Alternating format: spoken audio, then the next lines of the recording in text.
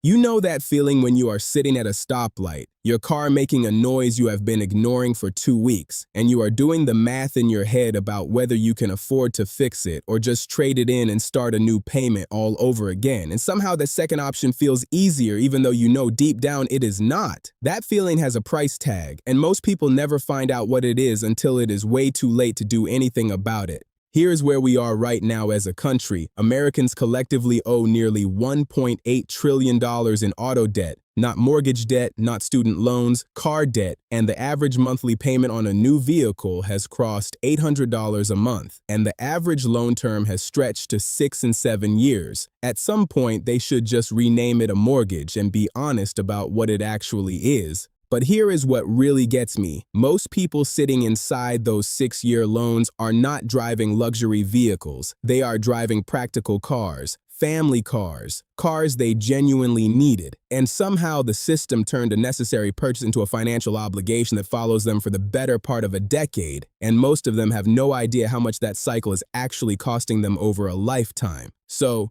today we are going to talk about what actually happens when that payment finally ends, because the moment your car loan is paid off is one of the most important financial moments of your adult life. And almost nobody treats it that way. Almost everybody walks straight back into the trap without even realizing there was a trap to begin with. Let me take you inside a dealership finance office for a second. You know the room. Small, slightly uncomfortable chairs. The finance manager is friendly and efficient and very good at his job, and he slides a sheet across the desk and points to one number. Not the total price, not the interest rate, not the total amount you will pay over the life of the loan, just the monthly payment. And here is why that works so well on every single one of us.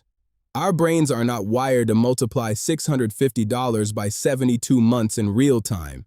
We are wired to ask one question, which is, can I afford this month? And $650 a month feels manageable, while $46,800 total does not. So the dealership shows you the number your brain can handle and buries the number your future self will actually pay somewhere deep in the fine print. And that is not an accident, that is a design, that is a Venus flytrap with leather seats and a warranty. And when the interest rate on that loan is sitting at 18 or 19%, which millions of Americans are currently paying according to Federal Reserve data, that is not financing, that is a financial mugging with paperwork. Because the average car loses 15 to 20% of its value the moment you drive it off the lot, and by year 5 it has lost roughly 60% of its original value. So you are paying compounding interest on an asset that is compounding in the wrong direction at the same time.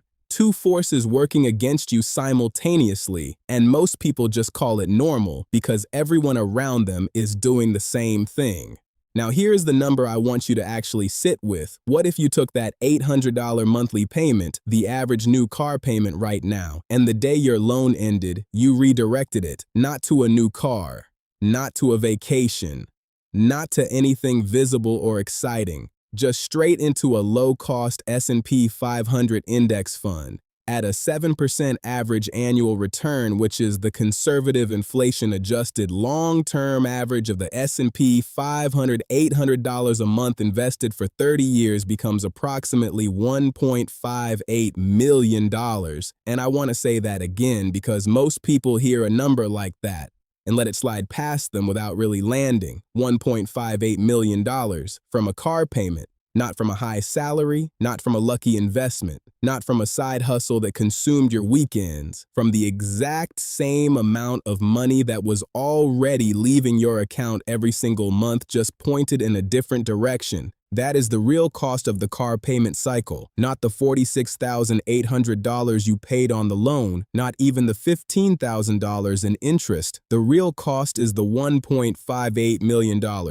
That never compounded because the money never had the chance. And economists call this opportunity cost, but you do not need to call it anything. You just need to feel the weight of it.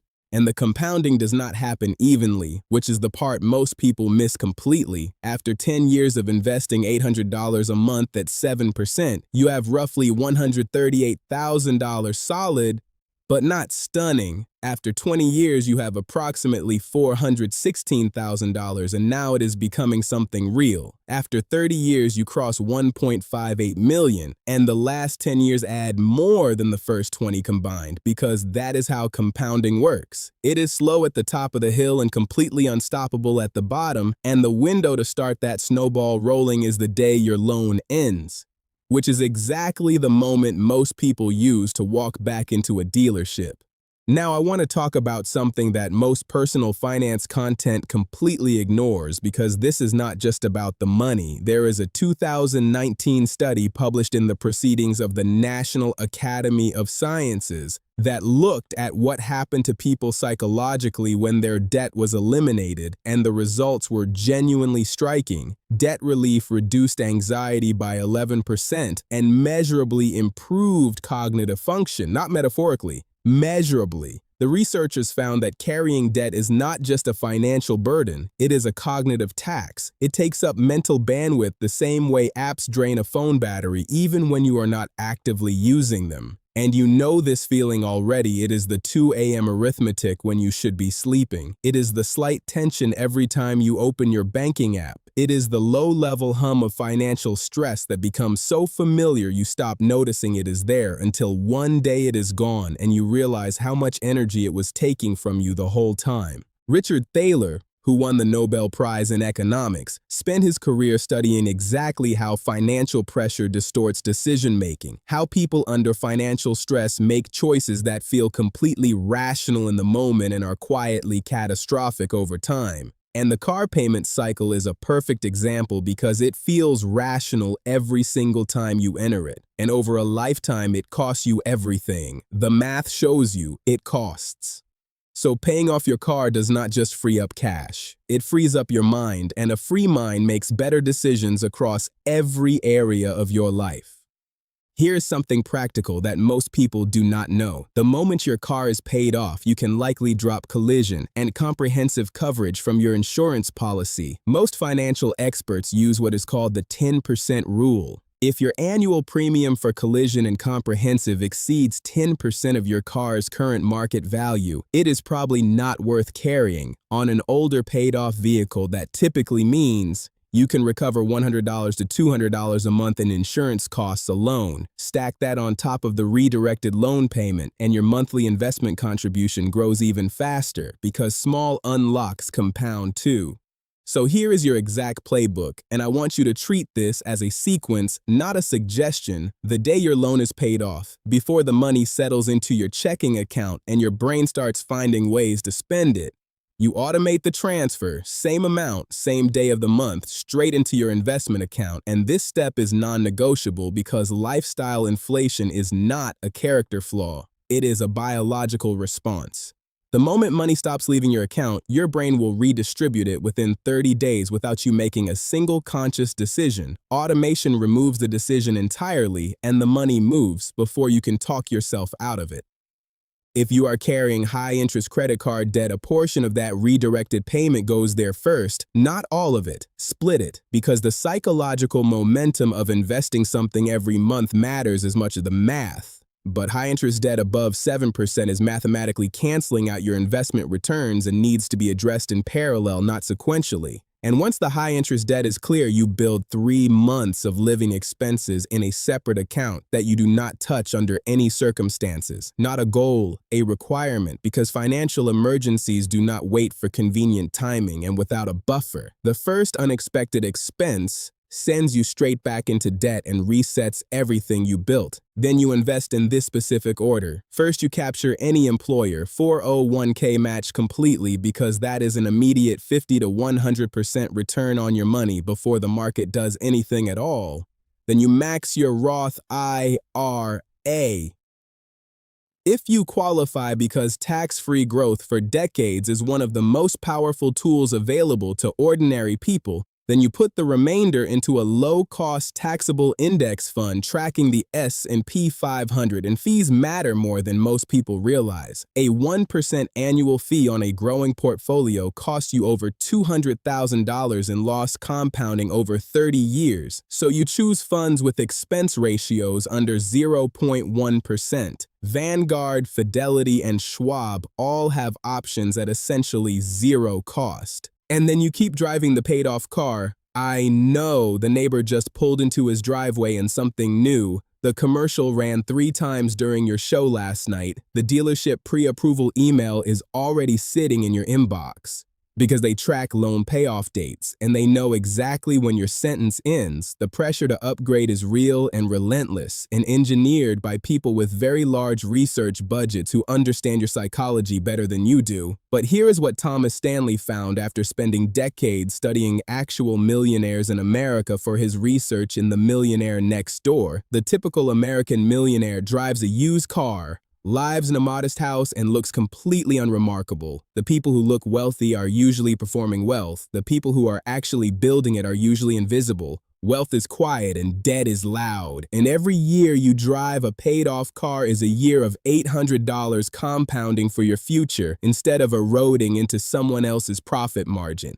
Now, I want to bring this back to you personally because none of this is abstract. Think about what your current monthly car payment is, or your most recent one if you are between vehicles right now. Multiply that number by 12, then multiply by 30. That is the baseline of what redirecting that payment could build without even accounting for compounding. Now run the compounding math at 7% for 30 years and write that number down.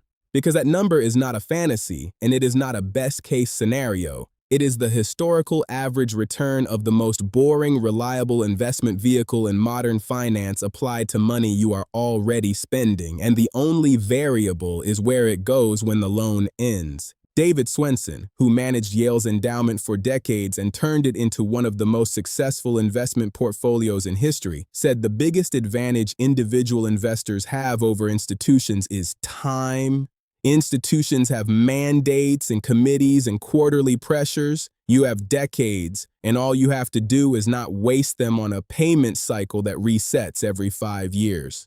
The car payment is not the villain of this story. The cycle is the automatic, socially normalized, psychologically engineered cycle of trade-in, upgrade, new payment, repeat. That cycle is the invisible architecture of financial stagnation for millions of people who are otherwise doing everything right.